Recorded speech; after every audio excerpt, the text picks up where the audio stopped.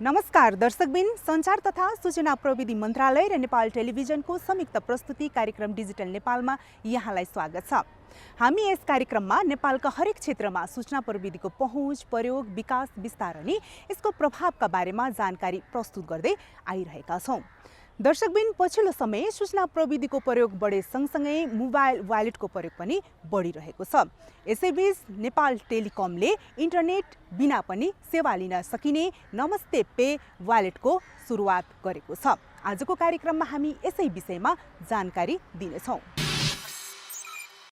अब इन्टरनेट र स्मार्टफोन बिना पनि विद्युतीय रकम भुक्तानी लगायतका आर्थिक कारोबार डिजिटली रूपमा गर्न सकिनेछ नमस्ते पे मोबाइल वालेट मार्फत। पछिल्लो समय सूचना प्रविधिको प्रयोग बढेसँगै परम्परागत रूपमा हुँदै आएका रकम भुक्तानी, अनलाइन किनमेल, मर्चेन्ट जस्ता आर्थिक कारोबार विद्युतीय माध्यमद्वारा हुन थालेका छन्। यस्ता डिजिटली हुने आर्थिक कारोबार गर्न मोबाइल वालेटको निर्माण, विकास र प्रयोगमा वृद्धि भएको छ। विशेष गरी शहरी र इन्टरनेटको पहुँच भएका स्थानमा डिजिटल वालेटको प्रयोग हुँदै आएको छ।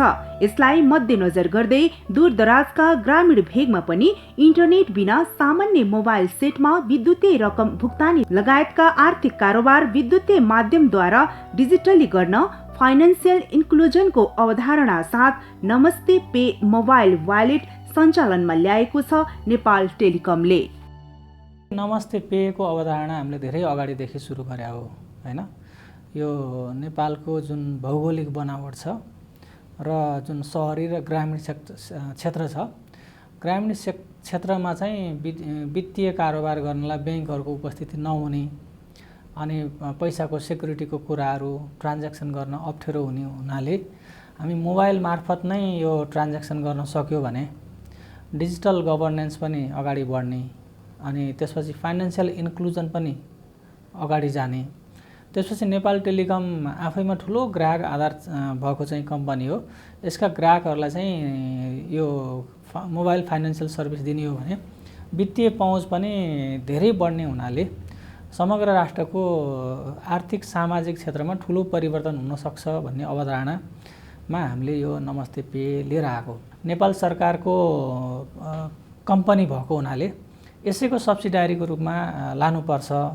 फेरि टेलिकम कम्पनीलाई राष्ट्र ब्याङ्कको रेगुलेसन अनुसार सिधै मोबाइल वित्तीय सेवा चलाउन दिँदैन, सब्सिडारी मार्फत दिनुपर्ने भएको हुनाले हामीले सब्सिडारी बनायौँ।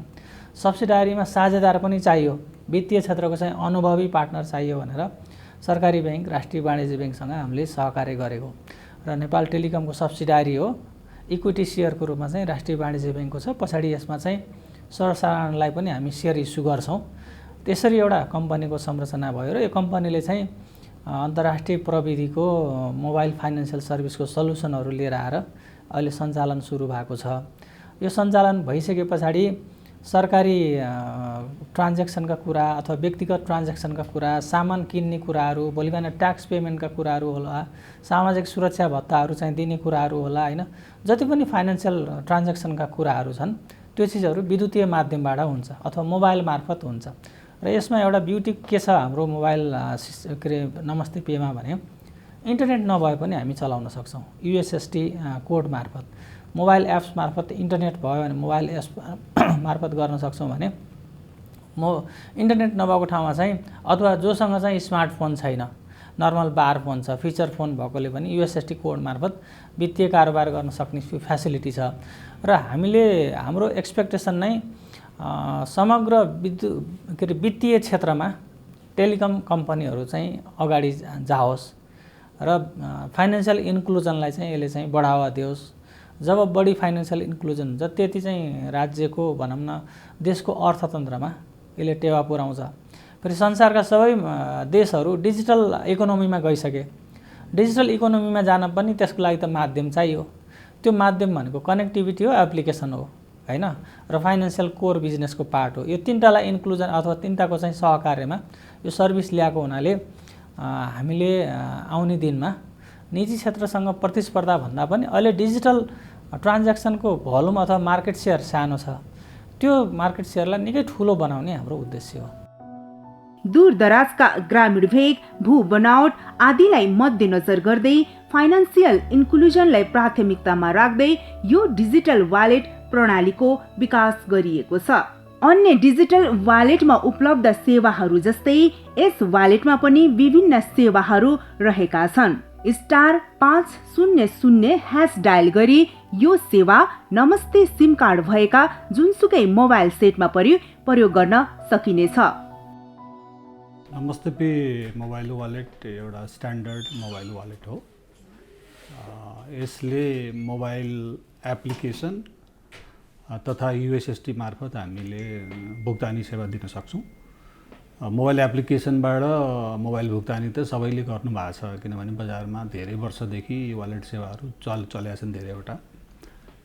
हामीभन्दा अगाडि बजारमा आएका अग्रणी वालेट सेवाहरू हुनुहुन्छ र हामीले नेपालमा पहिलोपल्ट यो युएसएसडी मार्फत वालेट सेवा प्रदान गर्न सुरु गरिसकेका छौँ। हाम्रो सेवा प्रयोग गर्नको लागि 500*500# डायल गरेर हाम्रो सेवा प्रयोग गर्न सकिन्छ। त्यसको लागि इन्टरनेटको जरुरत पर्दैन र 500 नम्बरबाट हामीहरूले नेपाल टेलिकमका नम्बरहरूबाट गर्न सक्छौँ। अहिले चाहिँ अरू अपरेटरसँग हामी कुरा गर्दैछौँ, उहाँहरूसँग चाहिँ भइसकेका छैन, तर नेपाल टेलिकमसँग चाहिँ हामीले श्रावण भाद्रदेखि नै सेवा सुचारू गरिसकेका छौँ। अब वालेट सेवाको कुरा गर्नुपर्दाखेरि सबैजसो वालेट सेवाहरूले दिने सेवा भनेको त्यसमा पैसा राख्ने, जस्तै ब्याङ्कहरूबाट, एजेन्ट नेटवर्कबाट पैसा राख्ने, पसलहरूबाट पैसा राख्ने, त्यसपछि त्यसरी मोबाइलमा राखिएको पैसा जुन विद्युतीय पैसाको रूपमा रहन्छ त्यसलाई विभिन्न सेवा वस्तु खरिदमा प्रयोग गर्ने हो। त्यस्तै खालका सेवाहरू नै नमस्ते पेले पनि दिन्छ र यसको विशेषता चाहिँ खास गरी एउटा सबभन्दा ठुलो विशेषता के हो भने युएसएसडी, अघि मैले भने युएसएसडी मार्फत चलाउँदाखेरि यो दूरदराजमा पनि इन्टरनेट नभएका स्थानमा जहाँ मोबाइलको सिग्नल छ, मोबाइल कल गर्न सकिन्छ तर इन्टरनेट राम्रो चल्दैन, त्यस्तो ठाउँहरूमा चलाउन सकिन्छ।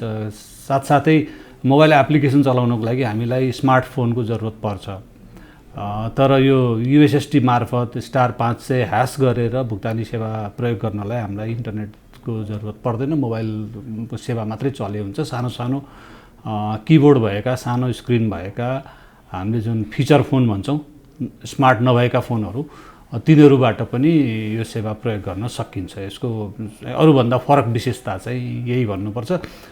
त्यो बाहेकका सेवाहरू तथा अब खर्च गर्ने ठाउँहरू, पैसा राख्ने स्रोतहरू थप्ने काम चाहिँ अहिले प्राथमिकताका साथ भइरहेछ। क्रमशः हामी बढी सेवाहरू, बढी पैसाको स्रोतहरू र देशभरि फैलिएको हाम्रो एजेन्टको नेटवर्क जसले चाहिँ पसलमा गएर हाम्रो वालेटमा पैसा राख्न र हाम्रो वालेट मार्फत अरू विभिन्न सेवाहरूमा पैसा तिर्न पनि सकिन्छ, त्यस्तो खालको सेवाको विस्तारमा पनि हामी लागिरहेछौँ। Nepal digital payments company limited भनेको राष्ट्रिय वाणिज्य ब्याङ्क र नेपाल टेलिकमको सहकार्यमा एउटा इस्टाब्लिस्ड भएको कम्पनी हो, मोबाइल फाइनान्सियल टेक्नोलोजीको सेक्टरमा काम गर्ने गरी। र अहिले हालसालै मात्र सेप्टेम्बर 14बाट एउटा सर्भिस चाहिँ सञ्चालन गरेको छ, नमस्ते पे भनेर एउटा डिजिटल वालेट सर्भिस हो यो। त्यसमा चाहिँ तपाईँको एन्ड्रोइड र आइओएस दुईटै प्लेटफर्ममा अभाइलेबल छ। त अहिले चाहिँ बिटा फेजको हकमा चाहिँ हामीले एन्ड्रोइड युजरहरूलाई मात्रै हालसम्म, आजको मितिसम्म एन्ड्रोइड युजरहरूलाई उपलब्ध गराएका छौँ। त्यसै गरी अफलाइन पेमेन्ट्सको हकमा चाहिँ युएसएसडी पेमेन्ट भन्ने छ। अरू डिजिटल वालेटभन्दा अलिकति फरक र सहज रूपले पहुँच पुर्याउनलाई हाम्रो दूरदराजमा पनि एउटा पहुँच पुर्याउने उद्देश्यले र जोसँग स्मार्टफोन छैन उनीहरूलाई पनि पहुँच पुगोस् भन्ने हिसाबले चाहिँ युएसएसडी अफलाइन मोडमा एप्लिकेसन चाहिँ अहिले प्ले स्टोरमा अभाइलेबल छ। प्ले स्टोरमा गएर नमस्ते पे टाइप गर्न बित्तिकै नमस्ते पे भनेर अहिले बिटा भन्ने भर्सनमा चाहिँ अभाइलेबल छ, त्यो चाहिँ इन्स्टल गर्न सकियो। त्यसपछि इन्स्टल भइसक्यो। अब हामी ओपन गर्छौँ यसलाई। अब ओपन गर्दाखेरि फर्स्टमा चाहिँ हाम्रो अलरेडी रेजिस्टर भएको कस्टमरहरूले त डाइरेक्ट मोबाइल नम्बर र पिन हालेर रेजिस्टर गर्न लगइन गर्न सक्नुहुने भयो। तर नयाँ युजरको हकमा चाहिँ तल हामीले don't have an account register भन्ने एउटा अप्सन छ, यहाँ गएर रेजिस्टर गर्न सकिन्छ। अब यहाँ मोबाइल नम्बर, आफ्नो मोबाइल नम्बर हाल्ने। हाम्रो मोबाइल नम्बर अब त चाहिँ यहाँ इनपुट गऱ्यो भने 9 एउटा म मोबाइल नम्बर राख्छु यहाँ अब यसलाई चाहिँ भेरिफाई गर्ने भनेर यहाँ इन्डिकेट गरेँ। एक्चुअली भेरिफाई गरौँ, ओटिपी आउँछ, त्यो ओटिपीलाई चाहिँ हामीले यहाँ इनपुट गरेर भेरिफाई गरिदिएपछि भेरिफाइड भयो। अब मलाई इमेल आइडी एउटा अप्सनल छ, यो मैले राख्न पनि सकेँ, अहिले यतिकै छोड्न पनि सकेँ। टर्म्स एन्ड कन्डिसनहरूको कुराहरू छ यहाँ। सिम्पली मैले यहाँ नेक्स्ट गरेँ। अब यसमा एउटा कुनै मैले टेस्ट नेममा मैले रेजिस्टर गर्न खोज्दैछु। एउटा कुनै टेस्ट डेट मैले राखेँ। अब यसमा एड्रेस अप्सनल छ, यो हामीले राख्न सकिन्छ। अब नेपाल, कन्ट्रीको हकमा प्रोभिन्स बागमती, डिस्ट्रिक्ट काठमाडौँ। अब यसमा मेरो नगरपालिका एउटा कुनै हाल्न सकियो, यो पनि अप्सनल फिल्ड छ, यसलाई पछि पनि हामी युज गर्न सकिन्छ। अब यसमा डकुमेन्टमा आइडी चाहिँ राख्नुपर्ने हुन्छ। यसमा डिफ्रेन्ट आइडीहरू जस्तो अहिले passport, national ID, driving licence, PAN card, citizenship हामीसँग भएको कुनै एउटा आइडी हाल्न सकियो। त्यसपछि मेरो चाहिँ रेजिस्ट्रेसन चाहिँ सक्सेसफुल भइसक्यो। अब यो बेसिक उसको रूपमा मलाई चाहिँ यहाँ एउटा मेसेज पनि आइसक्यो।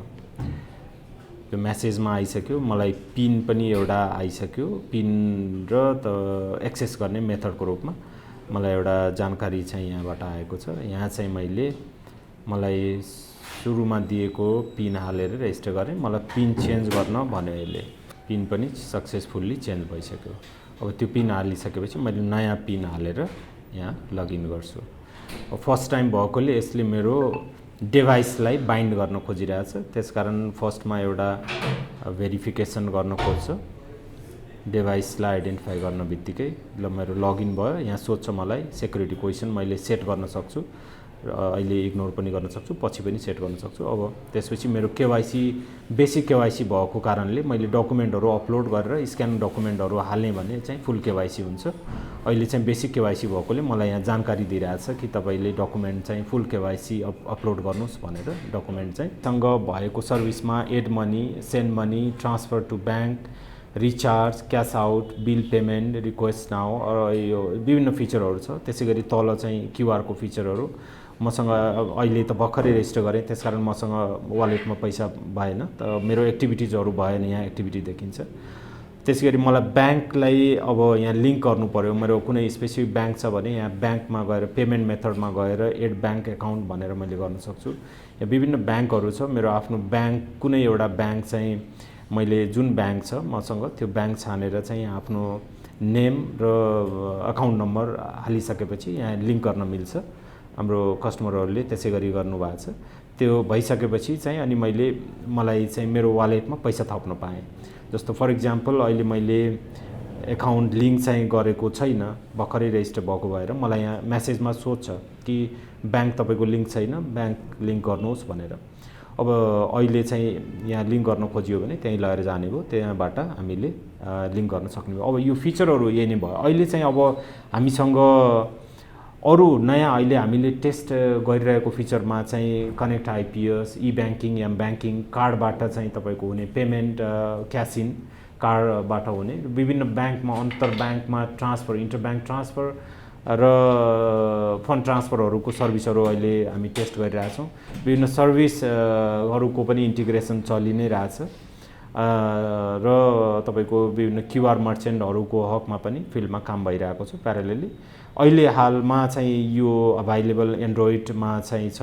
यसको अहिलेको भर्सन 1.0.4 र निकट भविष्यमा तुरुन्तै हामी 1.0.5 चाहिँ रिलिज गर्दैछौँ। त्यसमा इम्प्रुभड सर्भिसहरू, थप केही सर्भिसहरू सहित यो मार्केटमा आउँछ निकट भविष्यमै। डिजिटल मोबाइल वालेट बजारमा उपलब्ध सेवाहरू जस्तै यस नमस्ते पे वालेटमा पनि त्यस्ता सेवा सुविधा उपलब्ध रहेका छन्। नेपाल टेलिकमका ग्राहकले यस्ता सेवाहरू इन्टरनेट बिना र स्मार्ट मोबाइल फोन सेट बिना सामान्य फिचर्स मोबाइल सेटमा पनि प्रयोग गर्न सक्नेछन्। विकसित मुलुकहरूले सफलताका साथ प्रयोग गरिरहेका यो प्रणालीको सुरक्षामा विशेष ध्यान दिइएको छ। समयक्रममा विकसित भइरहने नयाँ प्रविधि र यससँगै आउने सुरक्षा चुनौतीलाई मध्यनजर गर्दै यो प्रणाली सुरक्षाका निम्ति विश्व स्तरीय सुरक्षा प्रणाली अपनाइएको छ। खास गरी अब वित्तीय सेवा भन्ने बित्तिकै चाहिँ मान्छेको नगद नै त्यहाँ बस्ने हुनाले जसरी ब्याङ्कमा राखेको पैसाको सुरक्षाको चाहिँ चासो उपभोक्तालाई हुन्छ, त्यसै गरी वालेटमा रहने पैसाको सुरक्षाको चासो पनि उपभोक्तालाई रहन्छ। यो सन्दर्भमा चाहिँ खास गरी वालेटमा भएको पैसाको सुरक्षा, त्यसको चाहिँ हिसाबको चाहिँ तन्दुरुस्तता, त्यसपछि अब त्यसमा चुहावट हुने नहुने भन्ने खालका कुराहरूलाई सुनिश्चित गर्नको लागि चाहिँ हामीले यस्तो खालको विद्युतीय भुक्तानीमा प्रयोग हुने जुन सुरक्षाका मापदण्डहरू लागू हुने सुरक्षाका उच्चतम मापदण्डहरूलाई चाहिँ पालना गर्ने एउटा विश्वस्तरको सफ्टवेयर सोल्युसन हामीले किनेका छौँ र यसको चाहिँ जडान पनि हामीले प्राविधिक भाषामा त्यसलाई चाहिँ जियो रिडन्डेन्ट भनेर भन्छौँ।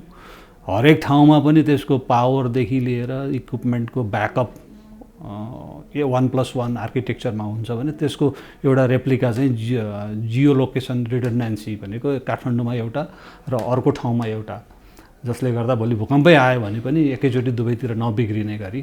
त्यसै गरी इन्टरनेटको कनेक्सनहरू पनि एउटाभन्दा बढी एकैचोटि समानान्तर रूपमा मल्टिपल लिङ्कहरू चलाएर हामीले त्यसलाई सकेसम्म सधैँ उपलब्ध रहने र त्यो सिस्टमको चाहिँ भित्रको आर्किटेक्चर पनि सुरक्षा मापदण्ड, उच्चतम सुरक्षा मापदण्डलाई पालना गर्ने हिसाबले राखेका छौँ र हामीलाई के विश्वास छ भने यो सिस्टमले प्रदान गर्ने वित्तीय सेवाहरू मा चाहिँ हाम्रो ग्राहक महानुभावहरूको पैसाको सुरक्षा चाहिँ हुन्छ भन्ने हाम्रो विश्वास छ। त्यसको लागि चाहिँ हामी कटिबद्ध छौँ। जसले चाहिँ ग्राहक महानुभावहरूको रकमलाई सुरक्षित रूपमा राख्छ, त्यसै गरी उहाँहरूको व्यक्तिगत विवरणलाई पनि सुरक्षित रूपमा राख्छ र उहाँहरूको स्वीकृति बिना उहाँहरूको व्यक्तिगत विवरण हामी सुरक्षा निकाय जुन कानुनी रूपले दिनुपर्ने पक्षहरूदेखि बाहेक अरू कुनै पनि पक्षसँग उहाँहरूको व्यक्तिगत विवरण चाहिँ हामी सेयर गर्दैनौँ।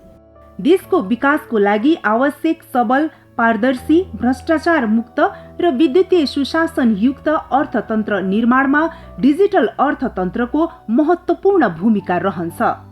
परम्परागत रूपमा हुँदै आइरहेका रकम भुक्तानी, वस्तु सेवा किनबेचलाई सहज, सरल, छिटो छरितो बनाई समग्र अर्थतन्त्रलाई चलायमान बनाउन यस्ता मोबाइल वालेटहरू प्रभावकारी देखिएका छन्।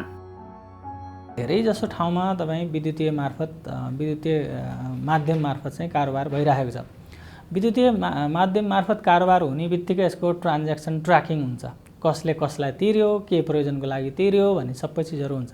यसले आर्थिक सुशासनमा ठुलो फड्को मार्छ र देशमा आर्थिक सुशासन नभइकन अथवा पारदर्शिता नभइकन, भ्रष्टाचार निर्मूल नभइकन देशको विकास गाह्रो हुने भएको हुनाले आर्थिक सुशासनको निम्ति अथवा पारदर्शिताको लागि पनि डिजिटल अर्थतन्त्रमा जानै पर्ने हुन्छ। त्यसको निम्ति एउटा माध्यम हुन्छ भने अर्को के हुन्छ भने जति छिटो फाइनेन्सियल ट्रान्ज्याक्सन कारोबार हुन्छ त्यति धेरै नै मान्छेको आवश्यकतालाई पुरा गर्न सकिन्छ र जति सजिलो हुन्छ त्यति नै धेरै फाइनेन्सियल ट्रान्ज्याक्सनहरू हुन्छ, त्यति नै धेरै चाहिँ कारोबारहरू हुने हुनाले यसले के हुन्छ भने अर्थतन्त्रलाई थप चलायमान बनाउनको निम्ति, थप गति दिनको निम्ति चाहिँ यसले चाहिँ आउने दिनमा धेरै ठुलो रोल खेल्छ। दूरसञ्चार क्षेत्रको अग्रणी सरकारी सेवा प्रदायक निकाय नेपाल टेलिकमले सूचना प्रविधिको क्षेत्रमा भएको विकास, यसको बढ्दो प्रयोग र महत्त्व, आफ्ना ग्राहकका रुचि र आवश्यकतालाई ध्यानमा राख्दै 4G नेटवर्क विस्तार, फाइबर नेटवर्क कनेक्टिभिटी जस्ता अत्याधुनिक सेवा विस्तारका विभिन्न कार्य गरिरहेको छ। यसको पछिल्लो उदाहरण हो राष्ट्रिय वाणिज्य ब्याङ्कसँगको सहकार्यमा ल्याइएको नमस्ते पे मोबाइल वालेट। 2-3टा सेवाहरू छन्। एउटा इन्टरनेट सेवा छ, त्यो घरमा पनि अविछिन्न होस्, आफू सँगसँगै हिँड्दाखेरि पनि मोबाइल रूपमा चाहिँ अविछिन्न होस् सबै ठाउँमा भन्ने कुराहरू छ। अर्को टेलिफोनका कुराहरू छन् भने अरू इन्टरटेनमेन्टसँग रिलेटेड कुराहरू छन्। यो सबै सर्भिसहरू नदिइकन टेलिकम कम्पनी बजारमा सस्टेन हुन गाह्रो छ। यी चिजलाई मध्यनजर गरेर हामीले के गर्यौँ भने मोबाइल इन्टरनेटको निम्ति देशव्यापी रूपमा हामीले 4G नेटवर्कको डिप्लोयमेन्ट गऱ्यौँ। अहिलेको डेटमा हेर्दाखेरि हामी 705 स्थानीय तहसम्म हामीले चाहिँ 4G नेटवर्कहरू पुर्याइसकेका छौँ। त्यस्तै अर्को घर घरमा रेजिडेन्सियल कनेक्टिभिटीको लागि फाइबरमा जानु पर्यो। हाम्रो जुन परम्परागत एडिएसएल थियो हैन, त्यो एडिएसएल मार्फत चाहिँ अहिलेको हाई डेफिनेसन कन्टेन्टहरू चाहिँ डेलिभर गर्न नसक्ने, मल्टिपल सर्भिसहरू दिन नसक्ने भएको हुनाले हामी त्यो नेटवर्कलाई विस्थापित गरेर फाइबरबाट काम गर्दैछौँ। अहिले नै हामी 2,15,000 प्लस घरहरूमा फाइबर नेटवर्कहरू कनेक्टिभिटी गरिसक्यौँ। र त्यसले गर्दाखेरि अहिले जुन मोबाइल ब्रोडब्यान्ड र फिक्स्ड ब्रोडब्यान्डको जुन मार्केट छ र त्यसपछि टेलिफोनको छ, त्यो टेलिफोनलाई सम्बोधन गर्न हामी एक हदसम्म धेरै सफल भइसकेका छौँ। र अहिले पहुँच हेर्ने भने नेपाल टेलिकमको जति ठुलो नेटवर्क कसैको छैन, नेपाल टेलिकमको जति धेरै ग्राहक कसैको छैन, र नेपाल टेलिकमको जति धेरै प्रकारको सर्भिस कसैसँग छैन। हामीले अहिले फाइबर नेटवर्कबाटै तपाईँको आइपी टिभी सर्भिसहरू पनि दिएका छौँ, टेलिभिजन पनि त्यसैमा आउँछ, अनि इन्टरनेट पनि त्यसैमा आउँछ, टेलिफोन पनि त्यसैमा आउँछ, जुन अरूसँग छँदै छैन। त्यसै गरी मोबाइल ब्रोडब्यान्डमा पनि हामी सबै ठाउँमा पुगेका छौँ। 4G नेटवर्क भनेको हाम्रो अत्याधुनिक 4G नेटवर्क हो, क्यारियर एग्रिगेसन हुन सक्ने, दुईटा फ्रिक्वेन्सीमा चलाउने।